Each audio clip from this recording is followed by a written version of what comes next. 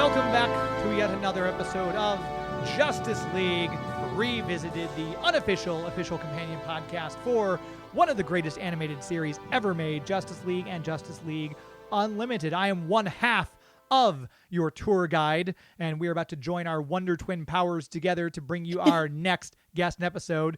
The other Wonder Twin, emphasis on the wonder, is Susan Eisenberg, the voice of Wonder Woman. Hello to you. Hello. And to everyone listening, I feel like we should do a shout out to our 25th anniversary. That's not yours and mine, but the show, Justice League. I feel like we should just, give that a mention all the time. What do you think? Yeah, it just feels like such a big deal. It is a big deal. Yeah, 25 years going strong. I know so many people are, wanting to have you and Maria and Phil and George at all these conventions. And people are always coming up wanting Dan Reba to draw Green Lantern or Martian Manhunter. I think that the show just keeps on going and people love it. It's still streaming out there. If you're like me, you still have the DVDs. Because I don't know if you knew this, Susan. I didn't have cable growing up. What? I know. Wait. What? How did that even work? What really? do you mean? I'll have to tell you about some other time. It's too long of a conversation for now. Okay, next time. And by next time, I mean never. Right. Okay, so happy anniversary, 25th anniversary coming up in November. I'm just excited about that. It makes me feel all warm and fuzzy about the show. And, just hopefully we can celebrate in a proper fashion. But enough about me. Should we tell the kids who's on today? Yes, so very exciting. First time guest. We've got one of the animators, the background artists, the people who really made the show pop. We've got Jeff Johnson on. Right. And, this is the thing. Jeff and I met at a Comic-Con in Sacramento. And, he told me he worked on the show. And it was like, what did you do? And he said, "Oh, background artist." And I'm like, "Background artist? You're the guy I'm looking for." We love having the background art. We just love having everyone who was involved in the show. Next, we have to get engineers. We just have to expand our search a little bit, I think. But yeah, Jeff was like, "I'd love to be on your podcast," and here he is today. He's joining me and James, and we'll be discussing everything that he did for Unlimited, because he only worked on Unlimited, and other shows. He has quite a resume. He's very prolific. And so we'll get to know him a little bit. And I look forward to that. This will be a great show. So especially people who really like me, if you've seen the show 5, 6, 7, 8 times in a row and you notice all the little details about, oh, I wonder who did all the little writing on the cave walls for this episode, or wow, look at all the little, you see the wind blowing the trees, or you see the expression on their face change in such a way that the voice actors a lot of times, as you know, Susan, get credit for. You'll always say, well, that was the animators. That wasn't me, Susan Eisenberg, making that face. That was right. The animators. This is the guy you're going to want to talk to, and I think everyone should be excited to hear what he has to say. So, Chuck, buddy, would you go and grab Jeff from the green room? Yep. No, I know he's in the green room because we asked him to wait there. Chuck, where else would he be, buddy? Yeah. Chuck. Yeah, okay. No, I get it. Yeah, I know. You still got beach brain. I get it. Okay. Thank you. Go. Yep. My gosh. Wow. Okay, so, what's happening with Gary? Is there an update? No, I think it's just, he's going that mandatory driving school. Right. I think that's kind of tiring him out, so I think Chuck's been subbing in a lot, but I thought he'd come back refreshed from Aruba. I know. Kind of shocked. Yeah. I don't know that there is a refresh for Chuck, but I listen, will say, time will tell. That Mai Tai recipe he brought back, though, is... Oh, here. Yeah. Thank you. Yep. So, Jeff, go ahead and have a seat. Earphones on. Yep. Right. Yeah. Okay. Here he is, first time on the show. According to IMDb, Jeff Johnson, the fourth, talking all things animated and Justice League. We appreciate your time today. Yeah, it's nice to see you guys. You too. This is fun. Jeff and I met at a convention, and we were literally across from each other in this gigantic room in Sacramento. And Jeff came over to the table, introduced himself, and what did you tell me? Do you remember what you told me? not 100%, but I saw that you had done the voice of Wonder Woman on Justice League Unlimited. Right. And and I worked on Justice League Unlimited as a background designer, and occasionally helped out with a little storyboard revision and whatnot. But one of the things I think is interesting, whenever you get to meet one of the voices of the shows that you work on, is that when you're doing an episode or when you're working on a show, we have these intense relationships with all the voice actors because we listen to you guys over and over and over. That's what you said. Yeah, we almost get to know you. But it's ridiculous because we've never met. But so I just wanted to say hi. Yeah, it was nice to meet you. Yeah, it was very sweet. He came over and you introduced yourself, and I told you about our podcast, and you were like, that would be awesome. And when we got back home to our various locations, you reached out, which was lovely. And then I threw James into the mix and said, okay, there's a guy who worked on the show, and he's going to be on our show with us. So thank you for being here and doing this. And we always ask people, all right, first, what was your job on the Justice League? So I came on, I believe it was season 3. This is a while ago, so I'm not going to be the best at the dates and the episode names and stuff like that. But so I started doing Unlimited. So you were on Unlimited. Yeah, Justice League Unlimited. Okay. And so I had just moved from Florida, where I was working at a company called CrossGen on a comic book called Way of the Rat. And I had moved back to LA, where I knew a lot of people. And I was still doing comics. And then my buddy Dave Johnson, who was a background designer on Justice League, and Justice League Unlimited, and he's just an amazing artist. So Dave and I had known each other forever, and he was moving on to design Ben 10. And he said that Justice League is going to need a new background designer to replace him. And so I tried out for the gig and then got the gig and then walked right into Dave's cubicle. They didn't even change the name on the door since we're both Johnsons. Are we sure you're not Dave Johnson? Well, I mean, we are very similar, except that he's much better than I am. So, okay, let me ask you this. What was your audition? What did you have to do, and who do you have to do it for? It's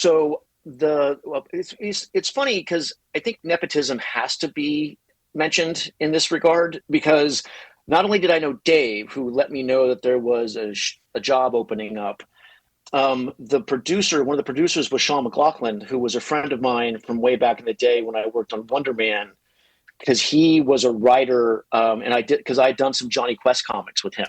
So I actually knew the guy who would be hiring me and the guy who was leaving the job and many of the people on the crew. So I had a very stacked deck.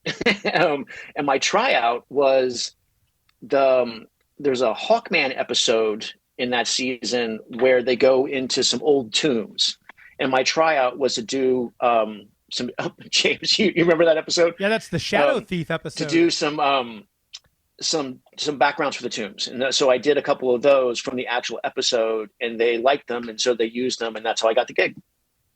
Okay, so you say background artist, background designer. For those of us who have done voiceover but are not artistic in that way, can you explain to the people listening what that entails?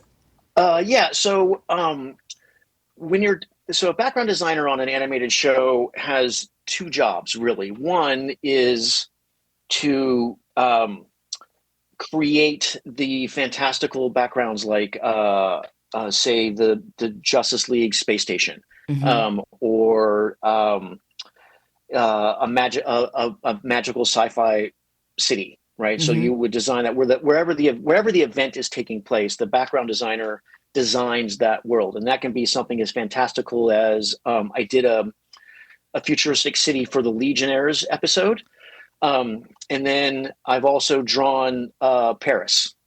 Right, I've done the Scarteris, the inside of the Earth, the hollow Earth. I've drawn that.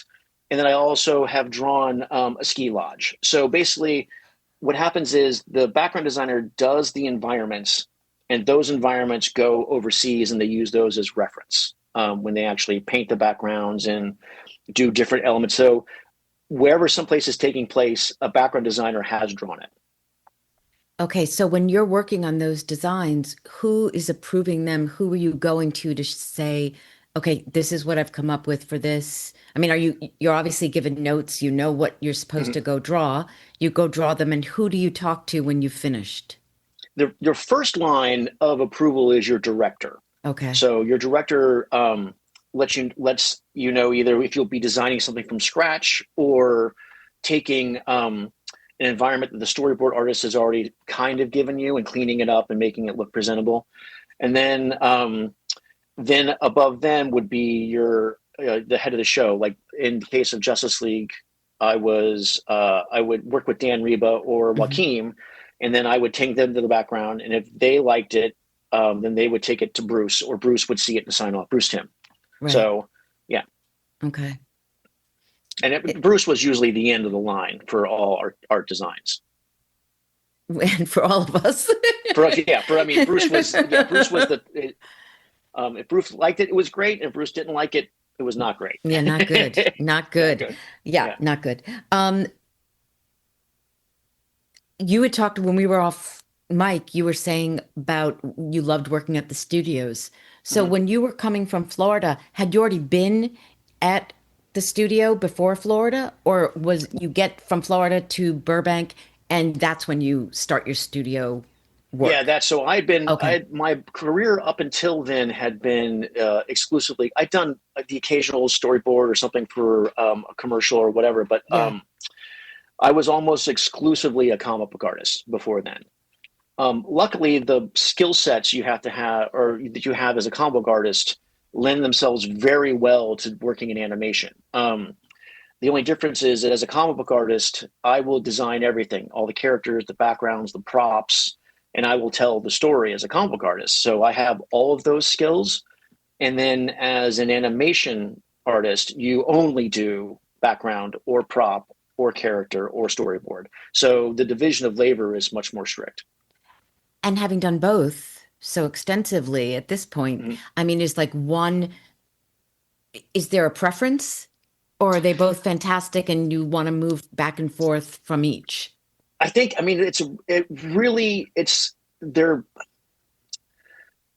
love them both. Yeah. And they're both very rewarding and very challenging. I will say that as a comic book artist, my designs are okay.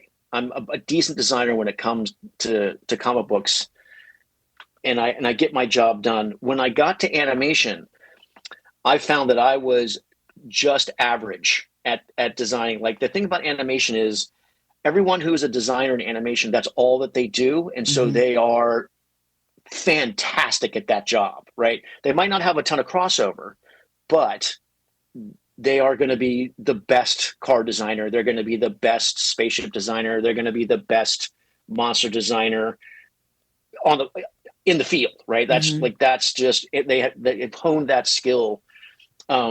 So it was really good for me to get humbled in a way, because I thought I was pretty good, and I was just average when I got to animation. So I got to train under some amazing people while I was in animation, and it boosted my skills. So now I think for my comics, I'm a much better designer and storyteller, thanks to the decades plus of specializing in one thing at a time. But the people in animation, their skill sets are outrageous. They're just really good at what they do. So how, James, do you have any questions? I was just going to ask. I don't mean to hog this whole conversation. No, you're totally fine. I was going to ask, though, with the, because obviously you've done character design as well as background design. I think each would have its own, like, gosh, I have to design every little pebble in this cave and on shadows on the wall. But in the character design, you're like, gosh, I have to make sure this is the exact right style, or the comic book nerds are going to come after me because I misshaped the beak on Hawkman's hawk symbol on his chest. Do you find one is, I don't want to say easier, but do you find that you take to one better, or that you've got a more of an affinity for character versus background, or is one actually a lot harder than the other? So when it comes to designing character, there is there's in essence a committee, unless you're the lead character designer. So when you're doing a character for, let's say when I was working on Boondocks, I would design a bunch of characters, and I would do versions of what I think this character could be, and then everyone gives their notes, and it's a committee process, unless you're in charge. And then it's if Bruce hands you a design, like on Justice League, that's it. That's what the design's going to look like. And so there's a lot of people involved in the character design. People don't care about the backgrounds as much. Oh, wow. Right. Like if you draw something cool, generally speaking, people might have a few notes, but the background is just the stage where something happens. And so it's very technical. You need to make sure that you have places for the characters to act on and the characters to move around, and the sets logistically make sense. But for the most part, as long as you're accomplishing it and it looks cool, there's not as much involvement, as there are with characters. So I think that characters are a lot like they're. I don't want to say that they're more important, but more people have their eyes on characters than they do on backgrounds. That makes sense. Yeah. Absolutely. And is this what you studied in school? No, actually, right out of high school, I joined the Army, and I was in a propaganda unit. So I'd always wanted to do comics, but I actually didn't go to school. I was all self-taught and experimentation and books and whatnot. Oh, neat. Really? Wow, that's phenomenal. That is really Even impressive. more impressive, yeah. Well, back in the 80s when I was breaking in, there weren't a lot of places to go to school for comic books. There was the Kubert School, and I think that was about it. Yeah, I mean, there's a lot more options now for people who actually want to study how to do comics, and there ever were back in the day. Same with even voiceover. If you were to get in, yeah. Oh, is it true of voiceover also? Oh gosh, yes. I mean, back in the day when I was, people would say, I'd say, oh, I'm going to be a voice actor, and they'd say, what does a voiceover actor do? What is that? And now everyone's like, puff, puff. Oh, do you do narration, or are you going to, focus in on commercial, or, people know it so intimately now, and so many people are trying. I do think that, and I don't know if this is true of voice acting, but I do know that in comics, people love comics, and they think that their love of comics give them an idea of how to do comics. And so they've read a ton of comics. So they think like, oh, I could write a comic, or I could draw a comic.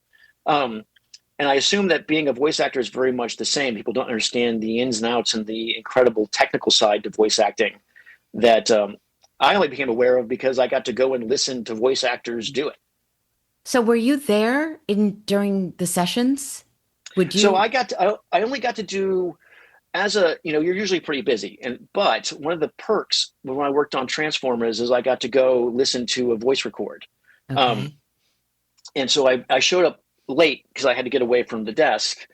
And the person who let me into the back area where the sound studio was, they pointed down a hallway. And so I went down and I went into the first door that I saw. But that wasn't the booth, or it wasn't the side. It wasn't the I know where this side. is going, and it's not going to end well for you. Yes, go ahead. I walked right into the voice actor's booth. And the, Optimus was there. Starscream was there, and they were all in the middle of doing a scene. And so I walked in, killed the vibe. And I couldn't hear her, but I could see the voice director on the other side lose her mind. It was like, oh. So I'm like, oh, God. I know. So yeah. So I went and listened to the voice record and learned just a ton about the complexities of being a voice actor. So, okay. So you said you knew my voice from, what was that occasion? I mean, you're doing background, right? So how does that connect to hearing the voices? Because when you're working on a show, you listen to the tracks, no matter because you want to get a vibe for what it's like, the whole just gestalt of it, the holistic part of it. At least I always did. Yeah. I wanted to know what's happening in the episode. And so you can read the script, but listening to the track is really where you get a vibe for what's happening with everything, no matter what, especially if you're doing boards, you listen to it over and over again. Even if you just help with the scene, you're going to have to listen to the track. And if you're doing characters design, you definitely want to make sure that you're listening to the track so you get a feel for how the person, what their expressions are going to look like when you're drawing them, what kind of posture they're going to have. Like, it all affects, everything affects every other little bit. If you were to draw Wonder Woman slouching, that would be weird. Like, that would not match, it would not match the voice. And so when you're listening to it, you're able to picture it easier in your mind, at least for me. Yeah. That's great. Now, how long were you at Unlimited for? I was there for, I think the one season, maybe a season and a half. I can't remember how. I was there for a year, but I don't remember how long. I don't remember how many seasons it lasts. Isn't the third season the last season of Justice League Unlimited? Yeah, yeah. So I was just there for the last one, and then everybody kind of moved on to the Legionnaires cartoon. James, are you familiar with the Legionnaires cartoon? I've seen parts of it. I was never, don't tell George, I was never that big of a Superman guy. So when they moved on to Legionnaires, I wasn't as into. I watched several episodes, but I didn't absorb that like I did Batman and Justice League. Okay. Yeah, I won't tell George. Trust me. Yeah, we won't say anything. So I actually did move on. I moved on from Justice League Unlimited to the Boondocks, where I was going to do backgrounds on the Boondocks. Okay, and so at this point, are you working for the studio like it's a regular gig, or are you just you tend freelancing? You tend to go from show to show. So Boondocks was over at Sony, and so I left Warner Brothers and went to Sony and went and worked at Hasbro, and then back to Warner Brothers, and then you bounce around. Where you go where the gigs are at. Yeah, I'm familiar with that. Yeah. Yeah. It's a constant hunt. It is. And, I think all freelancers share that, and we all know what that world is. So was there a period where you were at one studio and stayed there, or was it always just jumping around? I was at Hasbro on Transformers for a couple years. So I went to Transformers Prime, and then I worked on Robots in Disguise, and then and so sometimes you roll over, which is always great because the hunt is nerve-wracking. And then I was at Warner Brothers for a real long time, bouncing from show to show, but at the same studio. That was great. I love working on the ranch at Warner Brothers. That was great.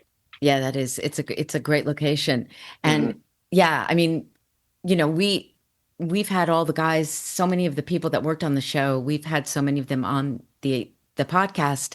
And one of the great joys has been like getting to know them better, because when I was working on the show, you just didn't have that opportunity to hang out with Dan Reba.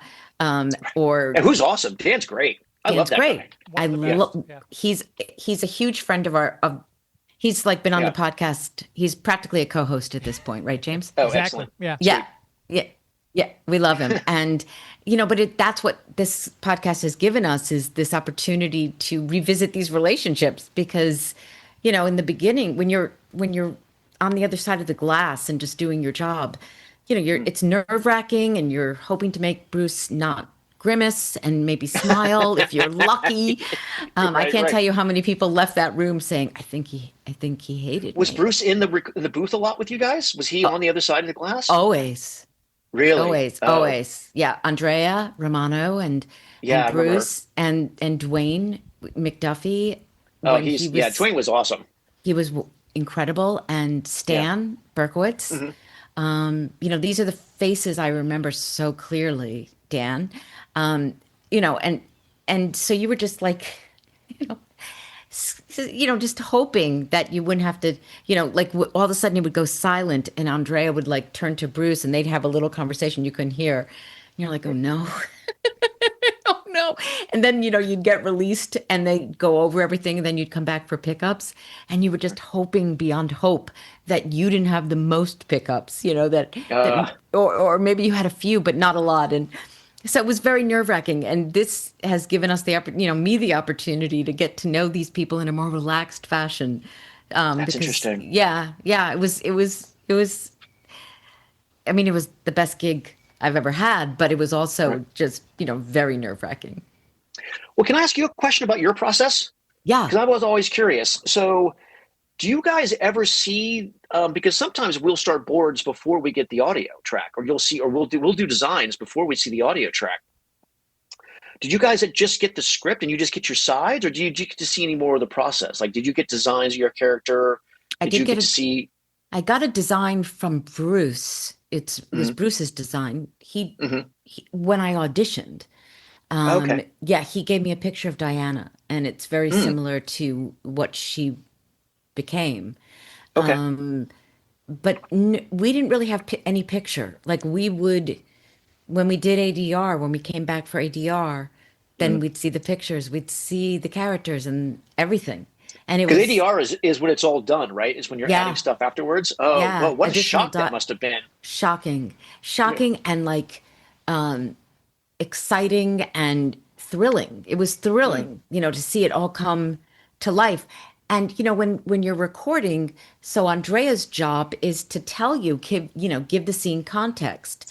right. Like you're really far away here, and you gotta, you're going to be yelling. It's combat, so you have to really make sure that you're being heard, and Mm. all of this stuff. And then when you watch it, you're like, oh no, you just I've seen a couple of episodes and I was like, okay, you really didn't project enough on that. You're Oh, just like, yeah, oh, that's tough. no, no, no. But overall, I mean, that's why I tell people all the time, develop your imagination because you're going to Hmm. need it. And especially with video games, because video games, you're never going to see the picture, Right. and you're by yourself. You don't even have the luxury of being in a room with a bunch of other actors making it come to life. You're Right. alone in the booth, and you just have to create that space for yourself and for your That must be, audience. so you're actually kind of doing the artist job in your head and Yeah. placing yourself in the environment. That's an Yes. interesting, yeah, I never thought of it that way. It really, and that's exactly what you're doing, and putting Mm, yourself in that environment with the interesting. people you're working with. And, that is something I feel really comfortable doing now. In the beginning, not as much, but it's like anything. You get better as you go. Right.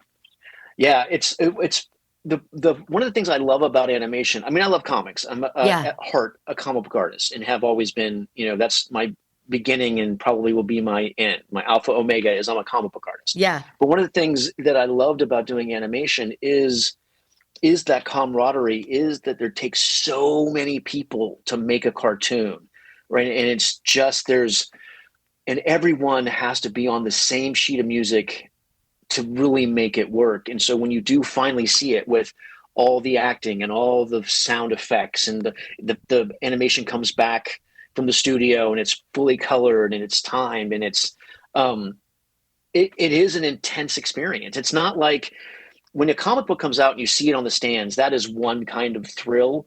Mhm. Um, but it's often, it's just you alone out there for the most part, maybe you and Yeah. two or three other guys. So that's a different kind of vibe. Um, but when you see a movie, like you're like, oh, there's my scene, or Yeah. there's my thing, there's my moment, right? And it's because there's all this plussing that happens, right, in a cartoon that's really amazing.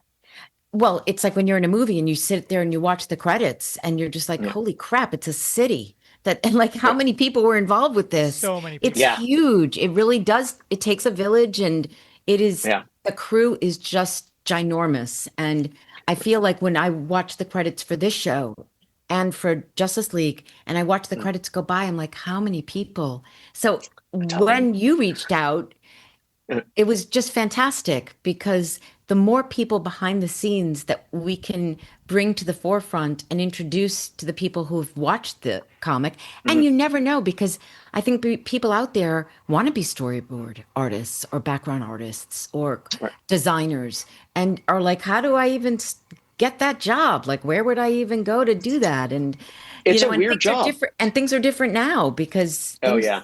things are spread out. And I'm sure with you were, working with, you were drawing just by We hand, and started now on everything's paper. right. Of course. Yeah, yeah. Back in the day, one of the so when I first got the gig on Justice League Unlimited, they were doing a thing at Warner Brothers where they were basically doing tonal, almost charcoal drawings. Yes. Yeah. that were right. And so they were gorgeous. And I was asked, oh, so yeah, you comfortable with that? I'm like, oh yeah, no problem. Totally comfortable with that. I'd never done one of those in my life. I had no idea. It's like asking if you know how to ride a horse. Yeah, of course. Yeah, of course. Of course, I know how to ride a horse. But in my arrogance, I thought, like, how hard can that be? It's real hard. It is really hard to do it, especially at suddenly a Dave Johnson level, a professional level, going from 0 to 100. Like, oh my God, I've worked so hard on just making it look acceptable. But nobody does that anymore. Nobody does that. Right. It's just a lost art form. Yeah. Do you miss how it was done originally?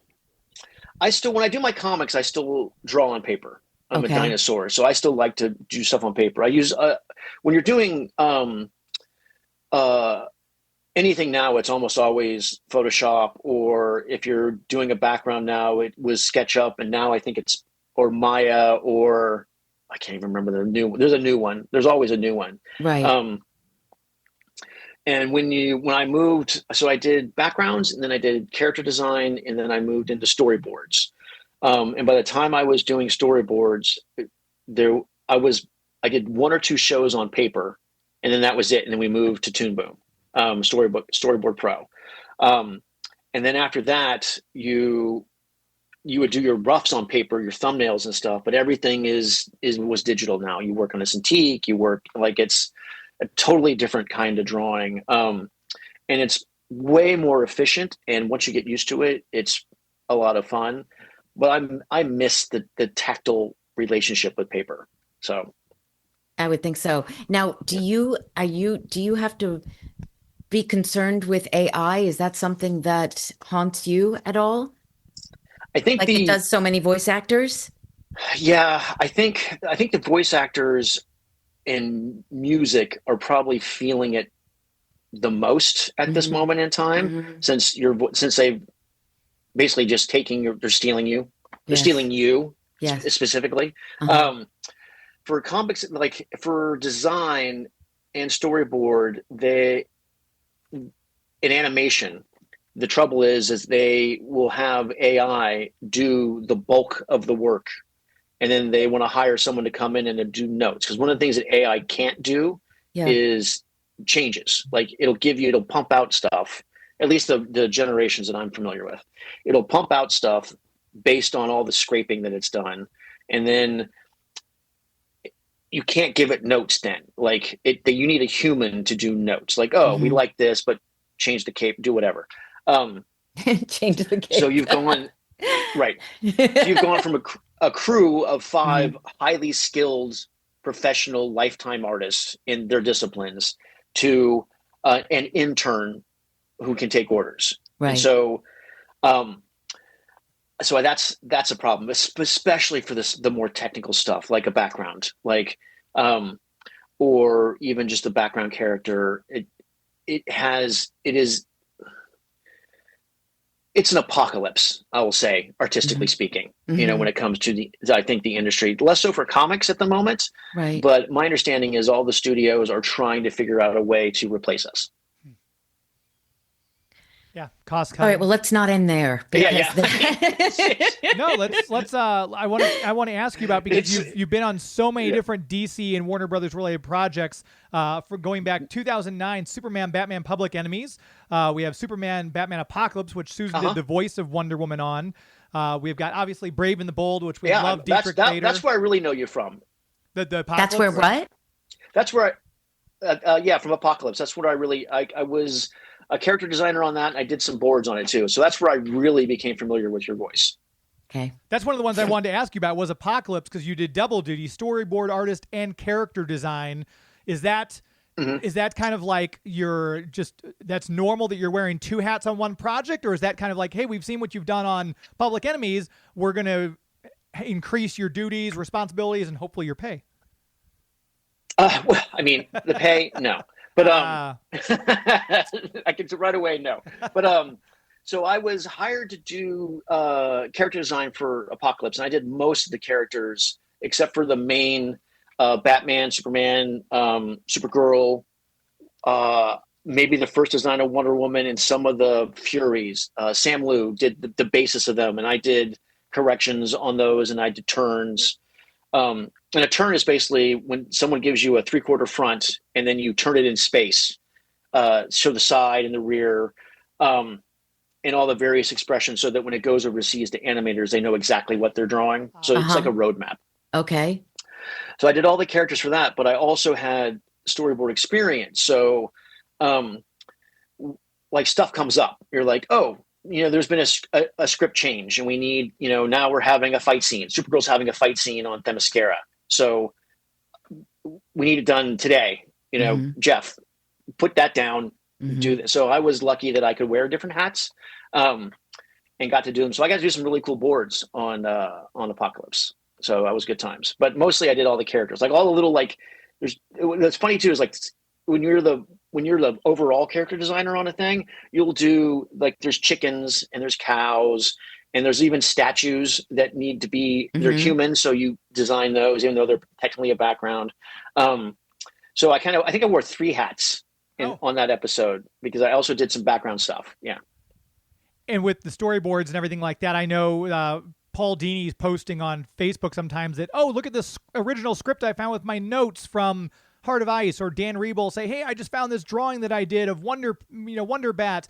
Do you have any of those original storyboards from some of the stuff, or were you able to keep anything, or were they very strict about not letting people walk out with that kind of stuff? I have some thumbnails, and I have some original boards that I did for Brave and the Bold. And I have some original. I have a ton of character designs from Apocalypse, actually, sitting in a folder somewhere. But the final ones depends if you do them digitally or not. If there's notes, right? Those wind up probably being at the studio. But I have a bunch of I actually had some backgrounds from Justice League Unlimited that I sent you. So, like, my favorite one is Skartaris, the inside the Hollow Earth from the Warlord episode. Yes, that one is it's an inverted. It's the inside of a ball. So I am not bad at perspective, but I could not get it right, and so I actually took a bowl, and then I drew perspective lines in it. And then I used that as reference when I was drawing my actual linear perspective to do. It's very analog, Wow. very old school. And that's what I used to draw the inside of the Earth. Yeah. There, if anyone, for those of you who are watching the video, I'm holding the picture up. He just emailed me. It's gorgeous. Yeah, except you can't see the whole thing. Yeah. You know what? We can post those along with this. Maybe for our Patreon. Is that okay with you? Oh, cool. If we do that, Jeff? Of course, absolutely. Yeah, because that way we can load it so everyone can see if it's cool with you. Of course, because it's so tricky to see it on the screen. Yeah, the glare. Yeah, it's Yeah. Yeah, I do. So sometimes you keep stuff. It just depends. It's sometimes it's digital, sometimes it's paper, and sometimes you keep it, and sometimes you don't. It's funny. I kept all our scripts. Oh, did you? Awesome. Yeah. And there have been times in the course of the last 25 years right. that, I'll post something and the fans get so excited, and it's exciting. It's like, I still have the original drawing that Bruce gave me when I had the callback for the part. Oh, excellent. Yeah. And the script and the sides. I had like 3 pages of sides, and I posted that once long ago. Not that long ago. And, people were just so giddy to see it. And so I love having all that stuff. And I figure out, one of these days I'll figure out what to do with it all. If anyone who's listening has any ideas, please let me know. I've got some ideas. I'll give you my address when we get off air. I know, but I'm not sending everything to you you have a huge collection. You don't need my stuff. Yeah. It is. I like, I save some of the scripts that I've worked on from comics over the years, depending on if they're like fun. If I did cool drawings in the background or the margins or whatever. But I wish I had saved the scripts that I worked on for animation, because there's an endless amount of thumbnails and notes and stuff on the side as you're working the process out. So I think that's a fun look behind the curtain. Mm-hmm. Yeah, it's so always. funny. Yeah, I think always. The things that we think of now, like I know Susan and I have had this conversation ad nauseum. There wasn't that people recording in the studio to see Andrea and Bruce and Stan and Dan, giving notes from the booth like you'd see behind the scenes on a DVD extra. There was no one thinking of that at the time because, it's just, right. Not that they were making a kid's show, but it's a cartoon. Back in 1992, 1998, 2001, right. No one thought of doing that. But gosh, can you imagine how people would go crazy to see that? That would be awesome. That'd be awesome. So Susan, you did Justice League, and then it had to be a good, like, almost 6 or 7 years later, mm-hmm. when Apocalypse came out, right? When you worked on Apocalypse, right? Did your approach to Diana change in that time? Because one of the things that's great about all the stuff starting from the original Bruce Timm Batman, the original Batman, is that it's continuity, right? It mm-hmm. is all part of the same universe, and it's sequential. Like the events that happen affect the events later. Right. Did that gap in time change the way you approach Diana, or because she's kind of immortal, did you keep her the same? Did you approach her the same way? You know what? I leave it to the director to tell me what they want. I really think that's important. Like, I don't go into it. I go into it familiar with the lines and how I would like to say them. But then, you have to be prepared to throw that out if the director has something else in mind. Like I tell the story, Kevin Smith hired me to do the sorceress in his, reimagining of He-Man in Masters of the Universe. And I listened to old He-Man episodes, and I would listen to the sorceress, and I really went high in my range, and I tried to sound as ethereal as possible. And I went in and I did it for Kevin, and he's like, great, but that's not what I want. I wanted to sound a little like Wonder Woman, but maybe with a little bit more ethereal to it. And so it was like, okay, there you go. So, really, you're at the discretion of somebody's vision. And I think that's our job. And by the way, whether that's a commercial, no matter what, you go in and, it's collaborative to a point, but really it's somebody saying, we'd like it to, just like for you, we'd like it to look like this. We'd like it to sound like this. And it's your job to have, to create that. And I can't tell you how many times I would be just silently praying, please let what comes out of my mouth be what they want. What they want. Yeah. Please let me do this right. It is funny how I've noticed. So when I've done comics for a long time, I did a ton of animation. And then one of the things you learn in animation is that back and forth, that almost like an improv, okay, oh yes, and this is what you're going for this way. Artistically, I'll pivot. And I got so used to doing that when I started drawing my own book for my Kickstarter, I actually had this weird sense that I wasn't doing it right. I'm like, oh, right. I'm like, oh, I need to get this approved. But I'm the final, it was my book. Sure. Right. So it took me a while to get over that instinct to look for confirmation. Yeah. Well, luckily, with shows like the Justice League, and actually every show I've worked on, there isn't improvising. We're not improvising in those rooms. We're not. The lines are pretty tight. The lines are so tight, and and it's not like you're saying, what, I have a different idea for this, and I'd like to do it this way. You can do a take differently, but it's going to be the same lines, just going to sound maybe different.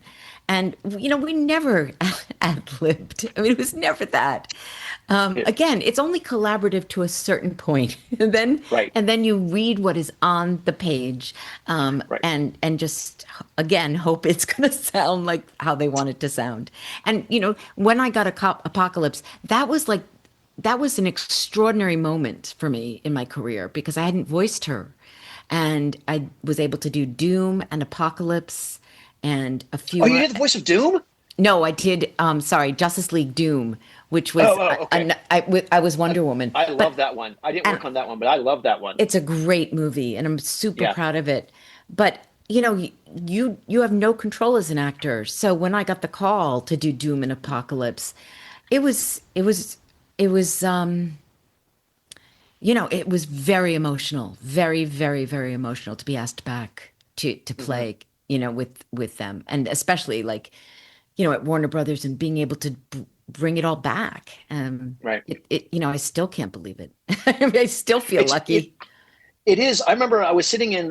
So 34R was the building where all the a lot of the art was being done on the ranch. Yeah. And then I was lucky enough. There was a separate. So there was the cubicles, and there was the area. And mostly it was administrative offices. There wasn't a ton of art being done in there. Mm-hmm. But I was lucky enough. There was one room that had its own bathroom, and there was like 4 or 5 desks.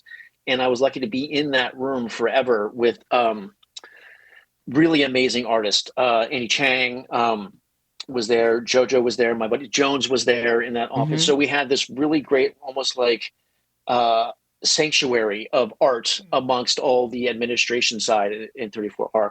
And I remember once they were all working our asses off. It was the middle of the night, and there was a level of stress in the room that happened a lot. And I snapped a little bit. I went, guys,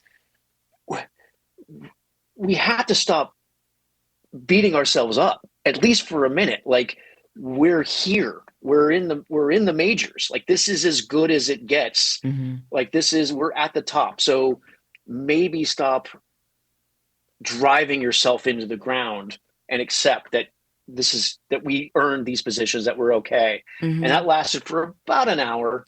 And then the self-recrimination, and then it all started again. But it was one of those moments where you're like, oh, this is amazing. Like, this is, I get to be here. I get to do this. And it's really fun. Mm-hmm. I'm drawing Batman, for God's sakes, right? Mm-hmm. I'm drawing a fight scene between on Themyscira with Supergirl, and it's incredible, right? Yeah. This you're stressed, but you're like, oh, this is the dream. Yeah. Yeah. Those two things happened together a lot. The nervousness, insecurity for me, the insecurity, and then I can't believe I'm getting to do this. Like, I can't believe this is my day at work. That when I go into the office, I'm going to Sherman Oaks Galleria. Yeah. I remember the Galleria. Weird. I worked, that was weird, going to a mall. Yeah. But and just walking into that space and having that massive Justice League poster hanging down. Oh yeah. And you just can't believe it. You can't believe your good fortune. And 25 years later, I'm still saying that. So it's pretty extraordinary. It's really. I was very lucky. I was very lucky to know the right people and be in the position that I could do the job, and then lucky enough to really be just in the right space and time to participate in Justice League Unlimited. And then I stayed in animation for a really long time. I loved it. I loved living in Los Angeles and doing animation and being on shows. It's I imagine I don't have any acting experience, but I imagine it's a lot like being in a play, being on a show, because you spend crazy amounts of time with these people and they become your best friends and you get to know each other really, really well. That would be the case if it were like a drama, like a live action drama. With animation, the sessions are 4 hours peak. And because it was Andrea Romano, we never went 4 hours. She was just too good and too prepared, and it never took us that long. And we didn't see each other, especially when Unlimited hit.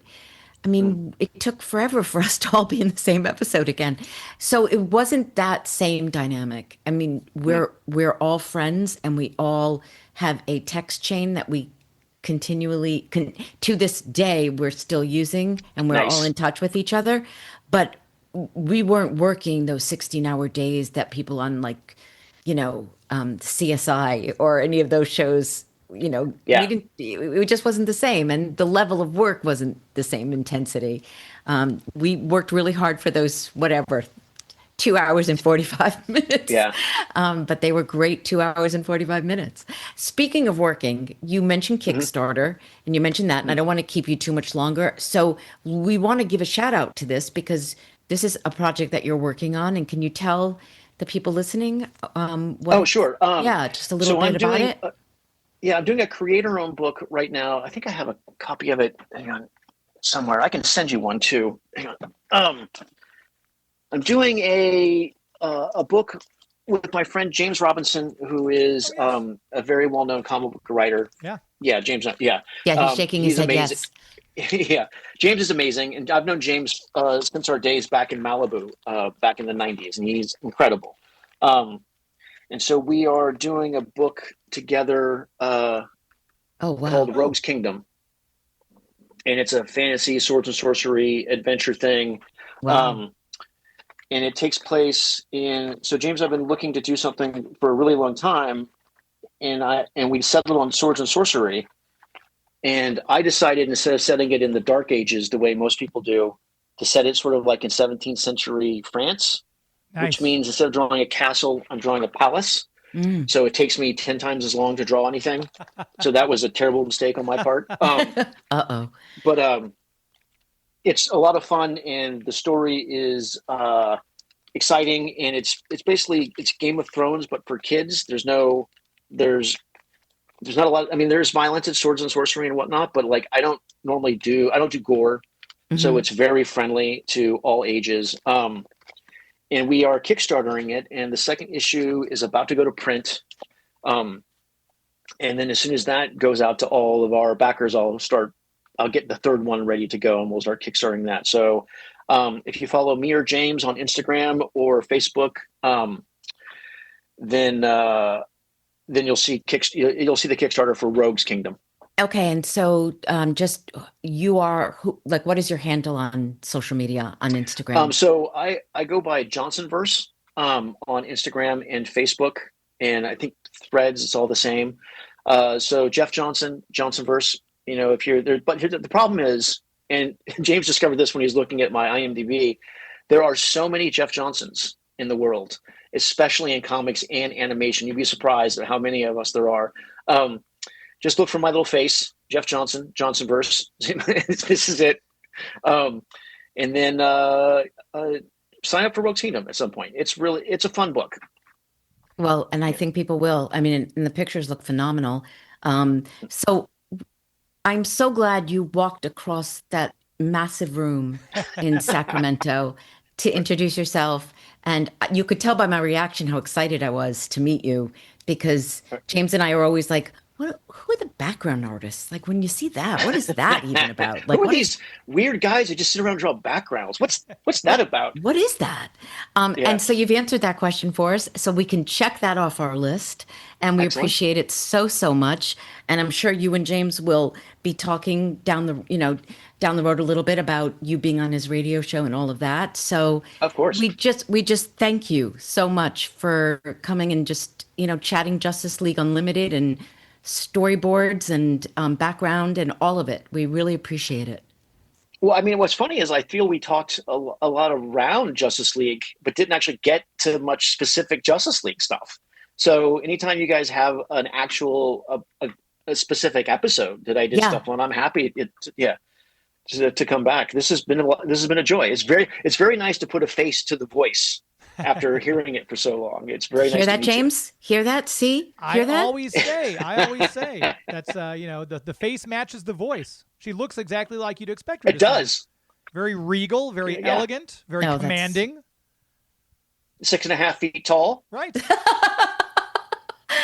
Oh, alas, no. But thank you. I appreciate that. And next time, we will have you on for an episode. And as I explained in the email, sometimes we do these evergreen episodes, which is great because it's just it's broad, and it's just about your career and, what you've done in the industry and all that. And I think the kids listening appreciate that too. So we will see you again, and thank you. Yes. It was nice to meet you, James. It's good to see you, Susan. You too. Thank you so much. Thank you. First time on the show. There he goes out the door. Chuck is seeing him off into his Uber. Close the door, Chuck. Okay, boy. Just when you think Gary's the troublemaker, Chuck comes back. I know, right? It's fine. It's Yeah, fine. it was lovely having him on because, like I said, we met in that random way that you meet people in green rooms or across like crazy big room at Comic Cons. And it's always a delight to have somebody else who worked on the show. I was about to say our show, but I have to keep remembering you weren't actually was on the Justice. I not. feel like yeah. Are you sure? I wish I could have been a fly in the wall. Like I always think about, gosh, back in the day, if I just gotten my stuff together, I could have gone out to LA and, elbowed my way into the room and said, listen, Andrea Romano, you need to give me a shot in the booth here. But that's all right. I would have had a restraining order and she wouldn't be coming to my Comic-Con. So there's always Right, that's right. Right. I think you played it the right way. the long game. I mean, that's what I'm going for. Yeah. Yeah. I think, yeah. But he was great. No, I love having new guests, a fresh voice on, and I love turning the spotlight on people who didn't always get the spotlight. The animators, the background people, the character designers. That's impressive stuff, and it's such important stuff. So I'm glad he was able to join us. Yeah, it reminds me of like, when you have like extras, background people, in a scene and what they contribute to the scene and how seriously people take it and how it's everybody. Everybody contributes something to make this big picture. And he was a wonderful guest, and we can definitely have him back for a specific episode, because he's a fan of the show of Unlimited, and also. I'm endlessly fascinated by all these jobs, the artist, the background, the storyboard. I think it was good to get more clarity about that. Yep, absolutely. It's coming together for me now, right? The process is coming together a little bit better. Yeah, 25 years later, the process is now coming together. If they relaunch the show, Susan's going to be there doing the backgrounds and voicing Wonder Woman. I know. It's, we've learned a lot from all these people. And I think one of the biggest lessons I learned was how much effort goes into creating these spaces that we're seeing on the screen. Yeah. And it's so intense. It's so intense of creating that from nothing. So he's another piece of the puzzle, and I'm happy to have it. Right? Yes, always. And speaking of puzzle pieces, you're always doing cons now. I feel like you've got more stuff going on. You're fitting those pieces of the puzzle into your schedule. My analogy didn't quite land as hard as I wanted it to, but no. Tell people. But I appreciate the effort. It was a good effort. Wait, what are you doing upcoming? And let's talk about that gorgeous website of yours. Ah, jeez. Thank you. So upcoming is Dallas, in April 25th and 26th. End of April in Dallas Comic Convention. And that'll be great. And then I have something in May, but I haven't signed on the dotted line yet, so I'm not going to mention that. There are a few coming up. So please pay attention to my, my social media, because I always mention it there, and my website, Susan Eisenberg Voice, where you can always get the latest episode of this show, by the way. Which I appreciate Adron doing that for us. Yeah. And I think, that's Susan Eisenberg 1 on social media. And stay tuned to all that stuff. And I don't even want to ask you what's going on with you, because there's just so much. It's going to take about 10 minutes. Okay, go. All right. So first up is my court date. I've got a pending court date coming up for No, I'm kidding.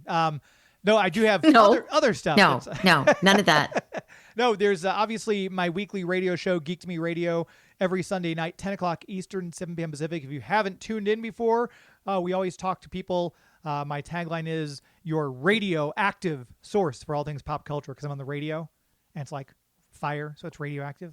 So there's like a double. Okay, moving on. We also talk about not landing. Oof. We also go ahead. They can't all be gems. I'm not sure what to tell you. But we've got my website, geektomeradio.com. You can go through the back catalog and check out all the people I've had on, including the entire cast of the original Justice League. Dan Reeb has been on. Stan Berkowitz's been on. We've had Joaquin Phoenix on. All those great people have been on my show individually to talk. Joaquin Phoenix.